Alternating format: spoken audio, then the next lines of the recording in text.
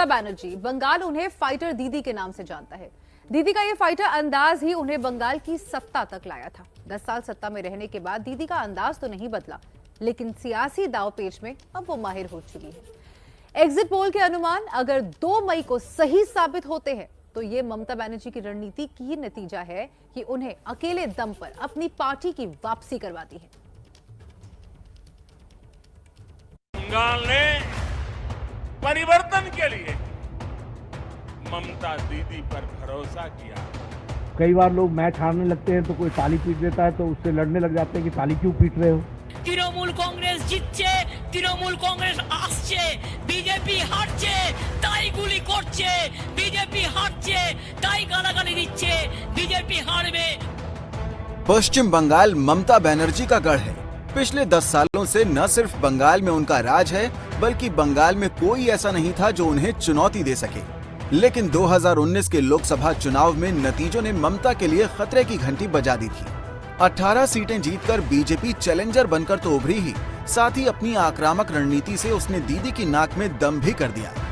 2021 के विधानसभा चुनाव दीदी के लिए किसी अग्नि परीक्षा से कम नहीं है। एक तरफ बीजेपी की सितारों से सजी लंबी चौड़ी फौज और दूसरी तरफ मोर्चे पर अकेली ममता बनर्जी। बांग्ला का सोनार बांग्ला बनाएगा। बोलो दिल्ली को तो बेच दिया, दिल्ली का लाल किला को बेच दिया, कब ताजमहल को बेच देंगे। लेकिन एग्जिट पोल के अनुमान जो इशारा कर रहे हैं, अगर वो नतीजों में बदल जाते हैं तो ये साबित हो जाएगा कि बंगाल पर चलता है तो दीदी का जादू, बंगाल में चलती है तो ममता की रणनीति। एग्जिट पोल के अनुमान अगर नतीजों में बदलते हैं तो उसके पीछे होंगे दीदी के वो मास्टर स्ट्रोक जो उन्होंने पश्चिम बंगाल के चुनाव के दौरान चले।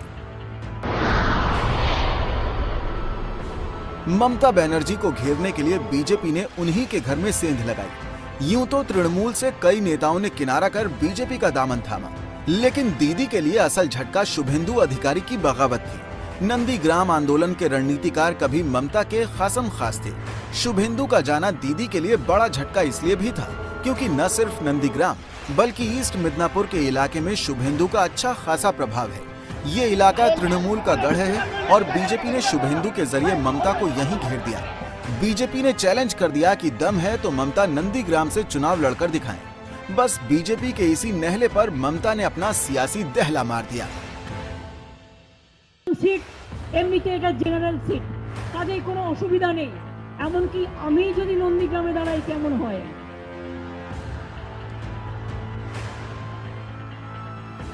ভাবছিলাম কথার কথা একটু বললাম। ममता ने न सिर्फ नंदीग्राम से लड़ने का ऐलान किया बल्कि भवानीपुर की अपनी सुरक्षित सीट को भी छोड़ दिया। दरअसल नंदीग्राम वो इलाका है जिसने ममता बनर्जी को बंगाल की सत्ता तक पहुंचाने का आधार तैयार किया। भावनात्मक और सियासी तौर पर भी सिंगूर और नंदीग्राम की अपनी जमीन बचाना ममता के लिए बेहद जरूरी है। আমি নন্দীগ্রামেই লড়ছি, আমি যখন কথা দিই কথা রাখি।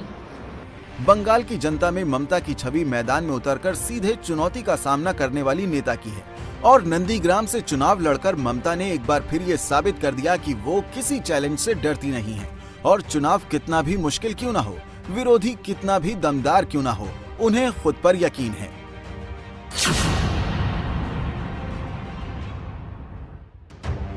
साल 2007 में नंदीग्राम में हुए हमले ने बंगाल की जनता का इमोशन ममता के साथ ऐसा जोड़ा कि 2011 में लेफ्ट का 3 दशक पुराना मजबूत किला उखड़ गया। 2021 में भी वही ममता थी, वही नंदीग्राम था और इस बार भी दीदी की चोट चुनाव के शुरुआती दौर का सबसे बड़ा मुद्दा बनी रही। दीदी ने बीजेपी पर हमले का आरोप लगाकर इसे सियासी तौर पर भुनाने का जबरदस्त दांव चला, तो इस चुनावी जंग में व्हील चेयर बनी दीदी का सबसे बड़ा हथियार।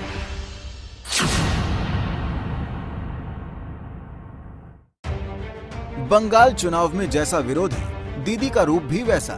इस बार बीजेपी हिंदुत्व और जय श्री राम के नारे के साथ मैदान में उतरी तो दीदी ने अपनी हर रैली में चंडी पाठ कर सॉफ्ट हिंदुत्व की रणनीति अपनाई।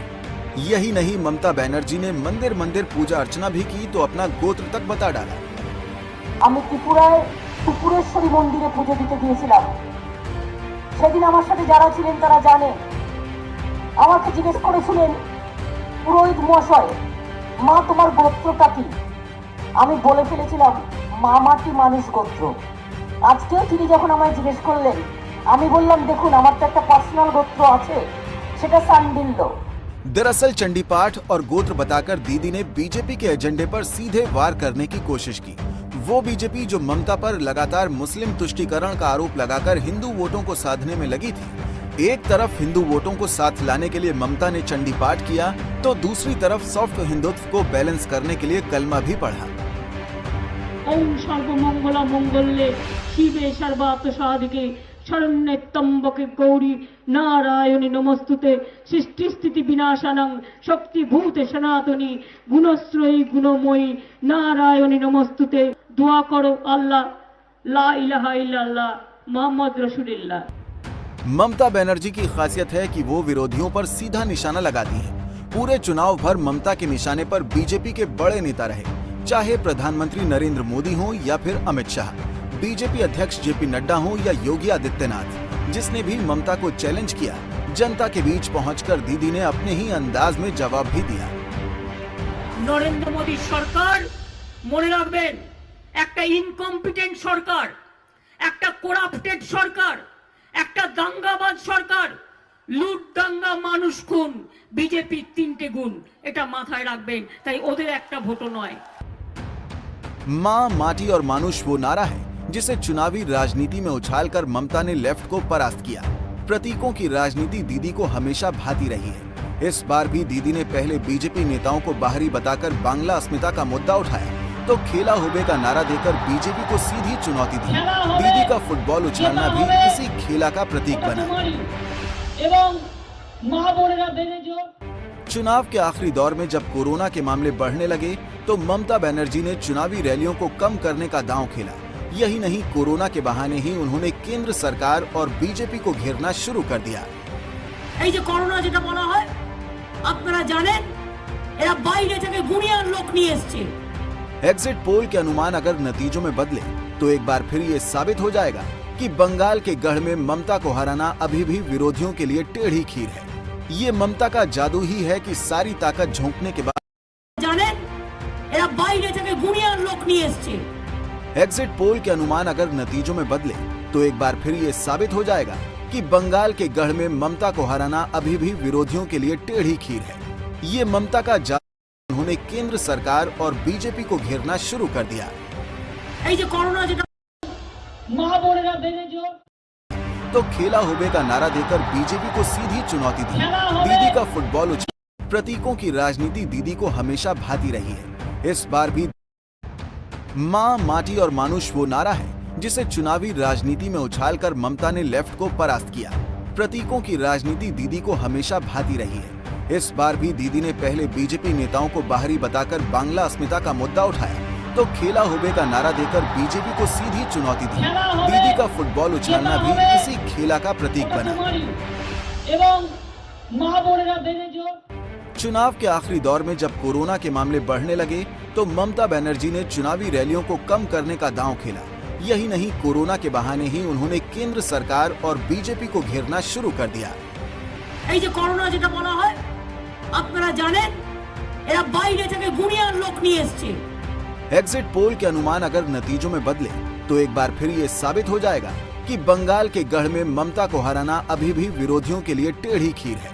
ये ममता का जादू ही है कि सारी ताकत झोंकने के बाद बंगाल को दीदी भागे।